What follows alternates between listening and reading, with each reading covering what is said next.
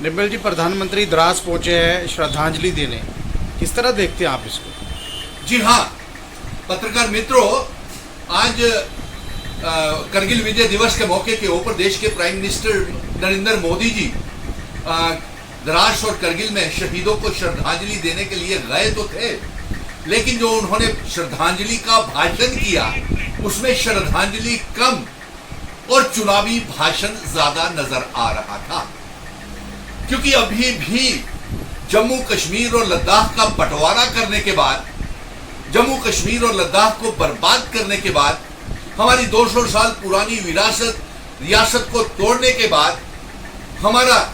Identity, culture, demography, इतिहास को बदलने के बाद आज भी करगिल के चुनाव ऐसा लग रहा था कि करगिल में श्रद्धांजलि नहीं, एब्रोगेशन ऑफ आर्टिकल 370 और 5 अगस्त को जो किए गए फैसलों का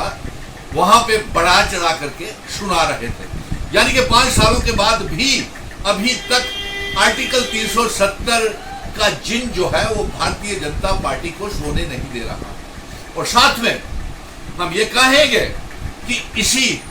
जो जम्मू कश्मीर जिन दौर से गुजर रहा है, जो से हालात बने हुए हैं, हमने आज भी बहुत बड़ा प्रदर्शन, कैंडल लाइट मार्च और श्रद्धांजलि दी अपने करगिल के शहीदों को, और उन्हीं को नहीं जो जम्मू में भी आतंकवाद में शहीद हुए हैं, उन सुरक्षा बलों को भी हमने शहादत दी। और 5 अगस्त को हम जम्मू कश्मीर के मसले को लेकर के एक ऑल पार्टीज मीटिंग करने जा रहे हैं, जिसमें तमाम जम्मू कश्मीर की पॉलिटिकल पार्टीज जो 5 अगस्त 2019 के बाद कश्मीर की और जम्मू की पार्टी एंड मिशन स्टेटहुड के साथ हम सब मिलकर के जो अलायंस बनाया था, 5 अगस्त काले दिन के मौके के ऊपर एक मीटिंग कर रहे हैं। और उस मीटिंग में जो जम्मू कश्मीर को लेकर के भारतीय जनता पार्टी ने गलत फैसले किए हुए हैं कि एक ऐसी रियासत जिसका प्राइम मिनिस्टर होता था, एक ऐसी रियासत जो कभी मुल्क थी, उसे तोड़ करके बंटवारा करके जम्मू कश्मीर और लद्दाख का बंटवारा करके हमें मामूली सा यूनियन टेरिटरी बना दिया और हमारे सारे अधिकार, हमारे जम्मू कश्मीर की आवाम के अधिकार सभी के सभी आईजी और चीफ सेक्रेटरी को दे दिए और दर बदर तहस नहस कर दिया। और ये उनके चुनावी भाषण में आर्टिकल 370 को सुन करके बहुत अफसोस हुआ। प्रधानमंत्री जी, हम तो ये चाहते थे कि आप करगिल से जंग का ऐलान करते और पीओके गिलगित बल्टिस्तान को आजाद करवा के करगिल के शहीदों को और जो आतंकवाद जम्मू कश्मीर में जो जिसमें सुरक्षा बलों की शहादतें हुई है, उनको श्रद्धांजलि देने के लिए आप करगिल लद्दाख से ऐलान करते, जंग का ऐलान करते, पीओके गिलगित बल्टिस्तान को जम्मू कश्मीर रियासत का हिस्सा बनाते और लाहौर में जाकर के भारतीय तिरंगा झंडा आप लहराते। और हमारा तो यह भी कहना है कि जिस तरीके से भारतीय जनता पार्टी ये बोलती रहती है कि देश का जब बंटवारा 1947 में हुआ तो बहुत बड़ी गलती थी,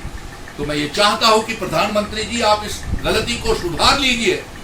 पाकिस्तान को भी भारत का हिस्सा बना लीजिए जिस तरीके से 1947 से पहले था। आपके सारे वो जो सिटीजन अमेंडमेंट एक्ट, यूसीसी के सारे मसले हल हो जाएंगे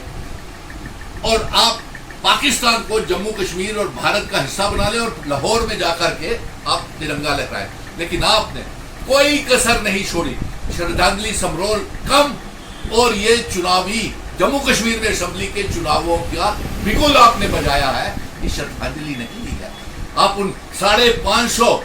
शहीदों को याद करें जो 26 जुलाई को शहीद हो गए, उस कैप्टन विक्रम बत्रा को शहादत देते आपने एक बार भी ना कैप्टन विक्रम बत्रा का ना उन शहीदों का जिक्र किया। और आपने यह भी नहीं बोला उसने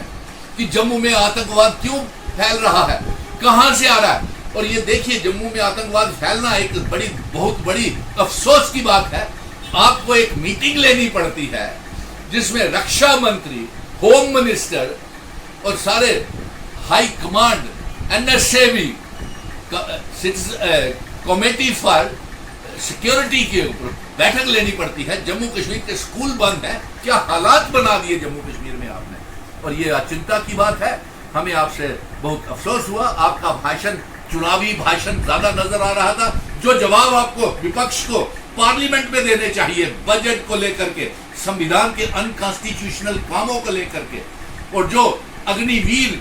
जो आपके ही घटक दल उसे गलत ठहरा रहे हैं, आपके भाषण से जम्मू कश्मीर जो बर्बाद किया आपने, जम्मू कश्मीर भी और लद्दाख भी रियासत का दर्जे की मांग करता है। और जो आर्टिकल 370 चाहता है, और यह भी चाहता है कि जिन शर्तों के ऊपर इल्हाक भारत के साथ हमारे बुजुर्ग, हमारे महाराजा जम्मू कश्मीर, लद्दाख, पीओके, गिलगित बल्टिस्तान का इल्हाक भारत के साथ जिन शर्तों के ऊपर करके गए हैं, वो वाली रियासत हमें जम्मू कश्मीर में असेंबली के चुनावों से पहले दी जाए।